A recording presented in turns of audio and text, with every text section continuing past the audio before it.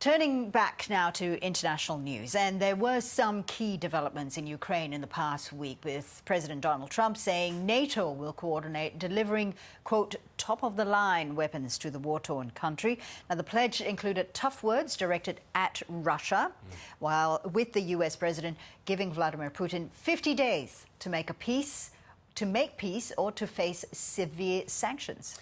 There are developments involving Australia as well. The first of Australia's retired Abrams tanks have also finally arrived in Ukraine, 9 months after they were gifted to help the country's war effort. Vasyl Myroshnychenko is Ukraine's ambassador to Australia, who is currently on the ground in Kiev and joined us earlier. We have to look at the application of tanks in the modern-day warfare, and certainly having those tanks with Ukraine will improve our defense capabilities. It will help save more lives. It will perhaps help free more territory, which Russians have occupied since 2022. And certainly that contribution is extremely meaningful. And everybody I meet here in Ukraine, they ask me to say thank you to the Australian government, to say thank you to the Australian people, because committing 49 tanks is actually one of the largest commitments, single country commitments that we've had. And certainly Australian contribution is visible, it's seen, and people are very grateful. We will be forever thankful to Australians and we'll never forget you. Ambassador, you say the country needs more equipment, though, to defend its territory. I want to ask you about that. What is needed?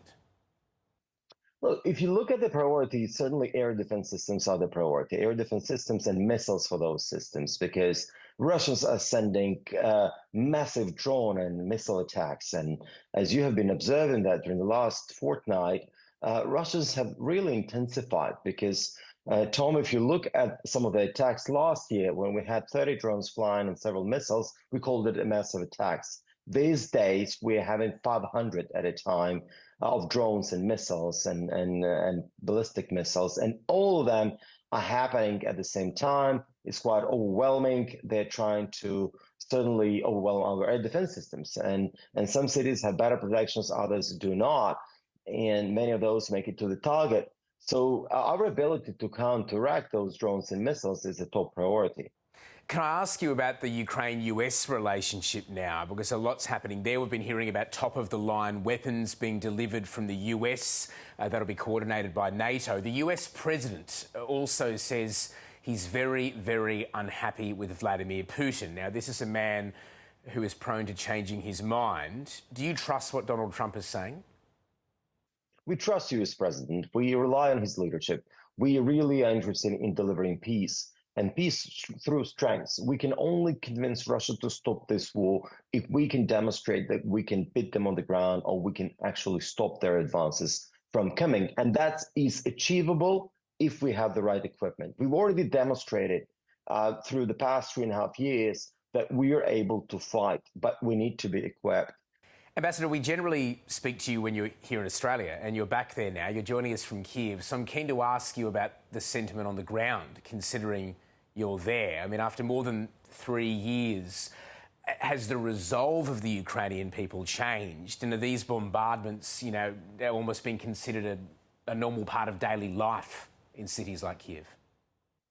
I was in Kiev the other week when there's one of the most massive attacks. And let me tell you, Tom, it was not a pleasant feeling. I was in my apartment. This is where I'm right at the moment.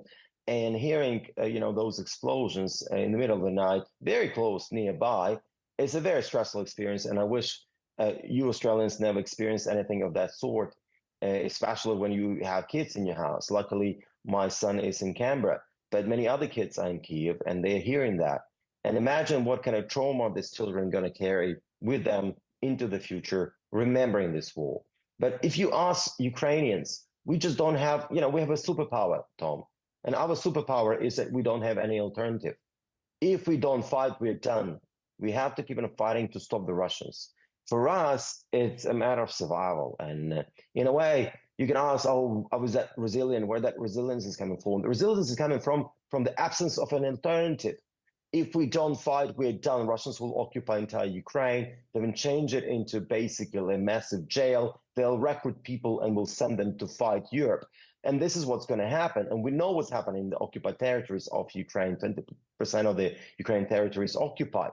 So it depends on who you talk to. Yeah, I was in my hometown, Volochysk, yesterday. My classmate was buried. He went missing 2 years ago from the front lines. And his family learned last week that he was dead. He was killed. The remnants were found 2 years later, and there was a funeral in my hometown. Ask my friend, whose son, a 20-year-old son, has lost his leg. I mean, how can you deal with that? I mean, it's very personal now. That is Vasyl Myroshnychenko, there, Ukraine's ambassador to Australia, joining us earlier from Kiev.